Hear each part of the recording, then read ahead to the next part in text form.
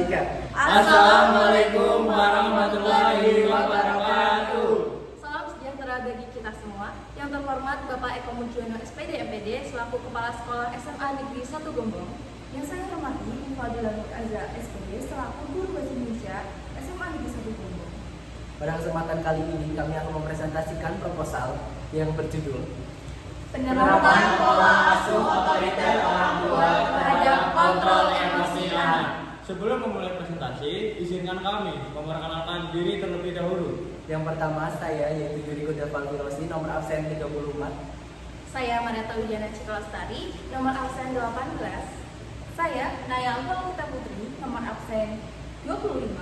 Saya Sofwan Fatin, nomor absen 33. Proposal ini terdiri dari 3 bab. Yang pertama ada bab 1 yang terdiri dari pendahuluan, A. Latar belakang masalah, B. Rumusan masalah, C. Tujuan penelitian, dan yang terakhir manfaat penelitian.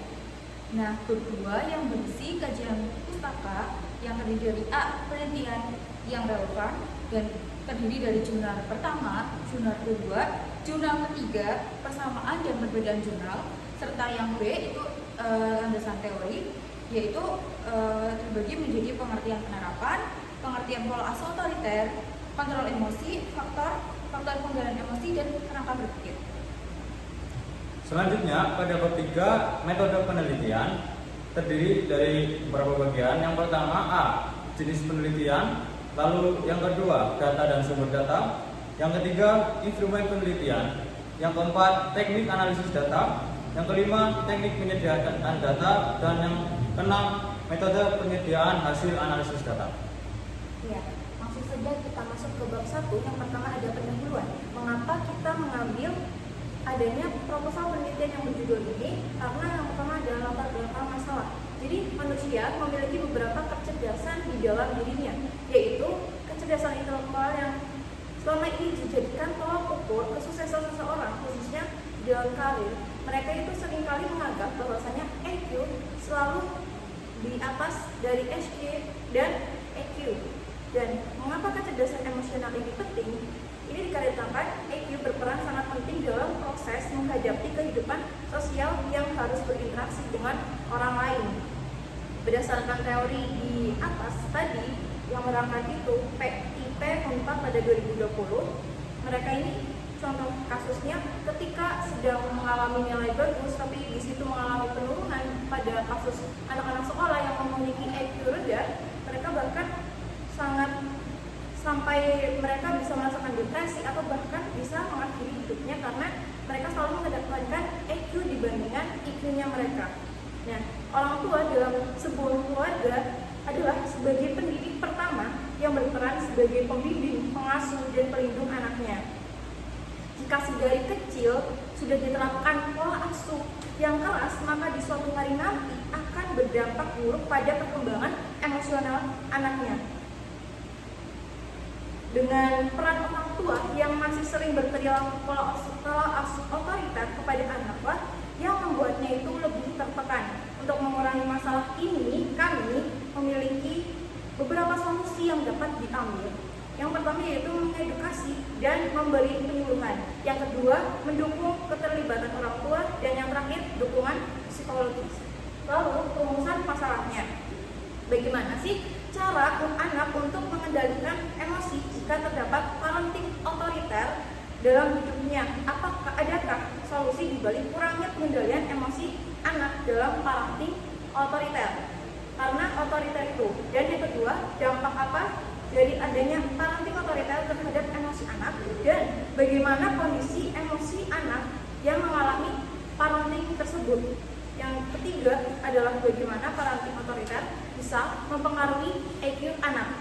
Selanjutnya, tujuan penelitian kami terdiri dari 3, yaitu yang pertama, untuk mengetahui strategi atau teknik yang efektif bagi anak dalam mengendalikan emosinya pada pola asuh otoriter. Yang kedua, untuk mengidentifikasi dampak dari parenting otoriter terhadap perkembangan emosi anak. Dan yang terakhir, tujuan kami yaitu untuk meneliti hubungan antara parenting otoriter dengan hubungannya kecerdasan emosional anak itu. Lalu yang terakhir, manfaat penelitian penelitian kami. Di sini berdasarkan tujuan penelitian, maka kami mengharapkan manfaat dari penelitian ini, yaitu yang pertama, memberikan wawasan tentang strategi dan teknik yang efektif. Yang kedua, mengungkapkan dampak negatif dari pola asuh otoriter terhadap perkembangan emosi anak. Dan yang terakhir, yaitu memperluas pemahaman tentang hubungan antara pola asuh otoriter dengan kecerdasan emosional atau EQ anak itu sendiri. Lalu kita langsung lanjut ke bab 2 sendiri. Bab 2 yaitu kajian pustaka. Yang pertama adalah penelitiannya relevan. Kami mengambil jurnal pertama dengan judul Pengaruh Pola Asuh Otoriter Terhadap Kecerdasan Emosi pada Remaja Madya. Tujuannya adalah penelitian ini bertujuan untuk menguji seberapa besar pengaruh pola asuh otoriter terhadap kecerdasan emosi pada remaja madya. Lalu metode. Penelitian ini dilakukan dengan pendekatan kuantitatif. Responden dalam penelitian ini adalah 100 orang remaja madya meliputi pria dan wanita. Skala yang digunakan dalam penelitian ini adalah skala pola asuh otoriter dan skala kecerdasan emosi. Dari hasil penelitian abstraksi dari jurnal yang pertama, masa remaja adalah masa transisi dari masa anak-anak menuju masa dewasa yang juga merupakan salah satu bagian kehidupan yang penting dalam siklus perkembangan hidup manusia. Pada masa remaja terjadi perubahan dalam sistem hormonal sehingga seorang mengalami banyak perubahan dalam diri. Perubahan emosi dalam kaitannya dengan kecerdasan emosi dapat dipengaruhi oleh beberapa hal, di antaranya yaitu adalah pola asuh orang tua yang bersangkutan. Hasil yang didapat dalam penelitian ini menunjukkan bahwa hipotesis yang diajukan diterima, yaitu ada pengaruh pola asuh otoriter terhadap kecerdasan emosi anak pada remaja madya. Berdasarkan hasil uji regresi, diketahui bahwa kedua variabel menunjukkan data kerataan yang kuat. Diketahui bahwa pola asuh otoriter memiliki pengaruh sebesar 68%, 68,6% terhadap kecerdasan emosi. Jadi dapat disimpulkan bahwa remaja madya dalam penelitian ini memiliki tingkat pola asuh otoriter yang tergolong dalam kategori sedang, dan kecerdasan emosi juga termasuk dalam kategori sedang. Lalu jurnal yang kedua yang berjudul Pengaruh Pola Asuh Anak Otoriter Terhadap Kecenderungan Cyberbullying yang dimediasi oleh kecerdasan emosi atau emotional intelligence pada remaja di Kota Bandung. Dengan tujuan, yaitu penelitian ini bertujuan mengetahui pengaruh pola asuh otoriter terhadap kecenderungan cyberbullying dimediasi oleh kecerdasan emosi pada remaja di Kota Bandung. Lalu ke metodenya, yaitu penelitian ini menggunakan pendekatan kuantitatif. Teknik analisis data yang dilakukan dalam penelitian ini adalah teknik regresi OLS atau Ordinary Least Squares, dan diuji menggunakan program komputer software yaitu SPSS atau Statistical Product and Service Solutions. Partisipan dalam penelitian ini adalah 341 remaja di Kota Bandung dengan rentang usia 18 hingga 21 tahun dan memiliki media sosial aktif. Hasil penelitian abstraksi dapat disimpulkan sebagai berikut. Pola asuh otoriter ayah dan pola asuh otoriter ibu secara bersama-sama berpengaruh secara signifikan terhadap kecenderungan cyberbullying. Lalu kecerdasan emosi tidak dapat menjadi mediator pada pola asuh otoriter ayah, namun sangat tipis perbedaannya mendekati tidak berpengaruh secara signifikan. Pola asuh ibu terhadap kecenderungan cyberbullying. Pola asuh otoriter meningkatkan kecenderungan cyberbullying dengan melalui perantara berupa penurunan kecerdasan emosi pada diri remaja sehingga kecerdasan emosi tidak dapat menjadi indikator. Lalu jurnal yang ketiga, hubungan antara kecenderungan pola asuh otoriter, authoritarian parenting style. Tujuannya untuk penelitian ini bertujuan untuk mengetahui ada tidaknya hubungan yang signifikan antara kecenderungan pola asuh otoriter dengan gejala pelaku agresif pada remaja. Lalu metode yang digunakan adalah metode variabel dan definisi operasional. Lalu yaitu hasil penelitian atau abstraksi. Hasil uji independen samples test pada tabel 6 menunjukkan bahwa T itu sebesar min 0,29298 dengan nilai signifikansi probabilitas sebesar 0,76. maka dapat dikatakan bahwa tidak ada perbedaan perilaku agresif jika ditinjau dari usia yang dapat diartikan bahwa rata-rata perilaku agresif antara remaja awal dan remaja akhir adalah sama.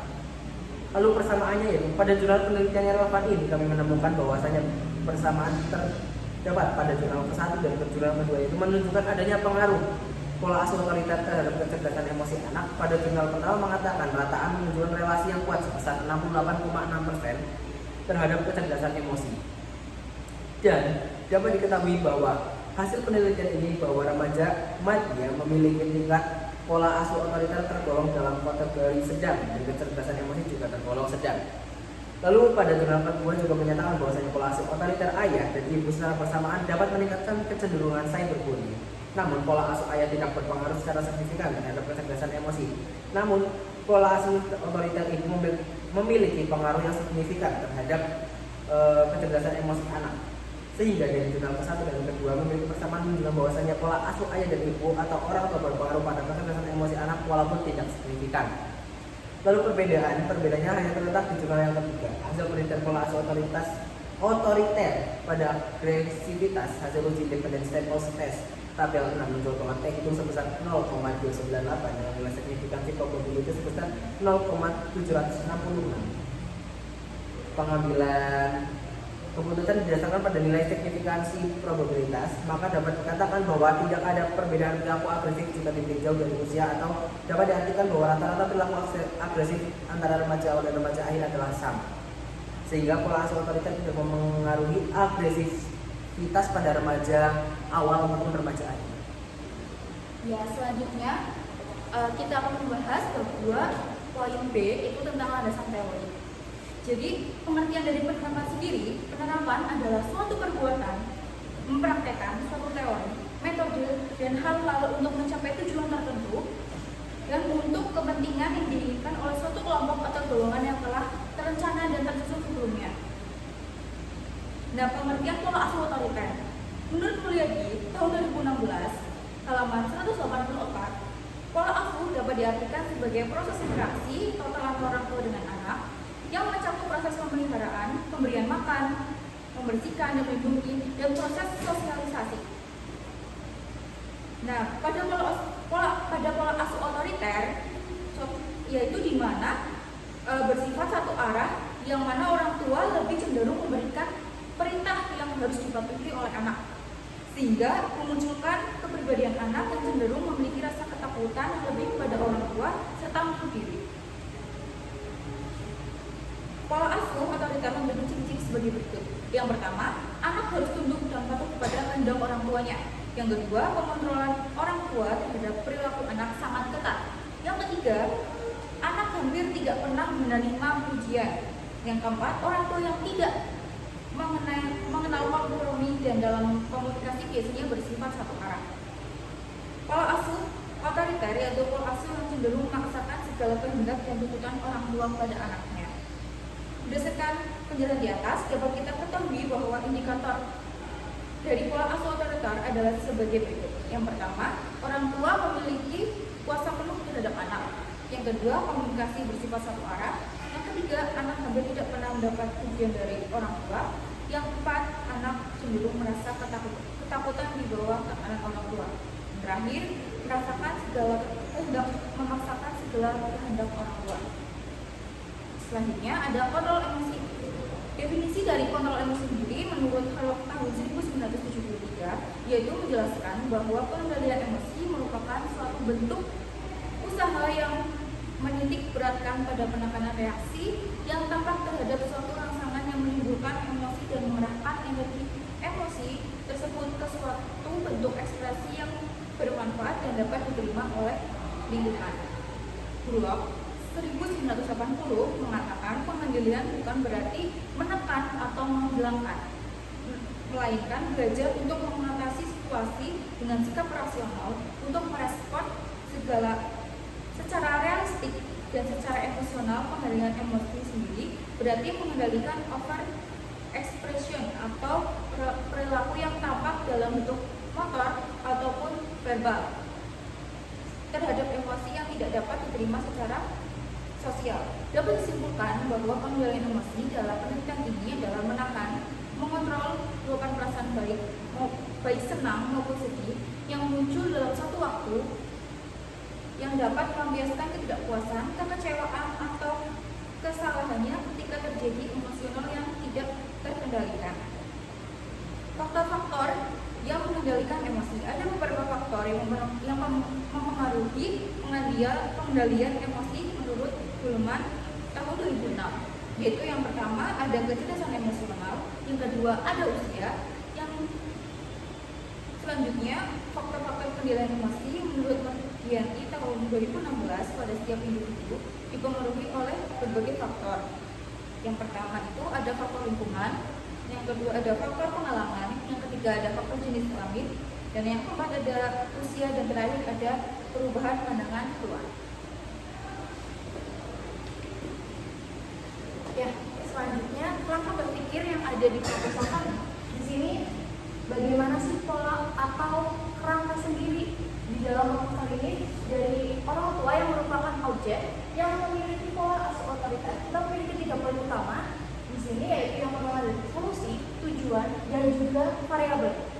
Di dalam tujuan, di dalam solusi yang pertama, kami memiliki 3 cabang lagi, yaitu bisa dengan pendidikan, komunikasi, atau bantuan profesional. Dari pendidikan itu bisa dicontohkan seperti kita mengadakan sosialisasi tentang pola asuh sendiri, atau yang kedua komunikasi antara dua pihak itu, yang mana orang tua ini harus saling berkomunikasi dengan anaknya apabila terdapat masalah yang seperti proposal kami ajukan ini. Dan yang ketiga, apabila dari komunikasi dan pendidikan itu masih belum bisa diatasi, maka kami memerlukan bantuan profesional untuk memperantarai solusi ini. Dan untuk tujuan kami, yang pertama itu untuk mengetahui strategi yang efektif, bagaimana sih solusi yang bisa kami terapkan untuk masalah ini. Yang kedua, untuk mengidentifikasi dampak, bagaimana dampak yang bisa kami identifikasi tentang masalah ini. Dan yang ketiga, untuk meneliti hubungan antara keduanya, orang tua dan anak. Dan yang terakhir adalah tentang variabel. Di sini kami memiliki 2 variabel. Yang pertama, penggunaan pola asuh otoritas sebagai variabel X atau sebagai objek, dan subjeknya yaitu kontrol emosi anak yang merupakan variabel Y. Selanjutnya, pada bab 3, metode penelitian. Untuk yang pertama, pada jenis penelitian sendiri, kami menggunakan jenis penelitian kualitatif. Penelitian kualitatif sendiri menurut Sugiono pada tahun 2009 merupakan metode penelitian yang digunakan untuk meneliti pada kondisi objek bukan alamiah, atau sebagai lawannya adalah eksperimen, di mana peneliti adalah sebagai instrumen kunci. Teknik pengumpulan data dilakukan secara triangulasi atau gabungan analisis data yang bersifat induktif, dan hasil penelitian kualitatif lebih menekankan makna daripada generalisasi. Untuk data dan sumber data untuk penelitian ini diperoleh melalui kuesioner yang diisi oleh 21 responden yang merupakan siswa dan siswi yang terdiri dari 11 pertanyaan terstruktur. Sumber data berasal dari anak-anak yang merupakan responden. Anak-anak sendiri merupakan teman-teman kami yang dari siswa-siswi SMA Negeri 1 Gombong. Untuk selanjutnya adalah instrumen penelitian. Instrumen penelitian yang digunakan adalah kuesioner yang dirancang khusus untuk mengevaluasi persepsi dan pengalaman anak-anak terkait pola asuh orang tua mereka. Untuk yang D, teknik analisis data. Data yang diperoleh dari kuesioner dianalisis menggunakan teknik deskriptif untuk menggambarkan distribusi, frekuensi, dan persentase dari setiap variabel yang diamati. Selain itu, juga dilakukan analisis inferensial untuk mengidentifikasi hubungan antara pola asuh orang tua dengan berbagai variabel psikologis yang diteliti. Untuk yang E, teknik penyediaan data. Data dikumpulkan melalui distribusi kuesioner kepada responden dan kemudian diolah untuk memperoleh hasil analisis yang terrepresentasi.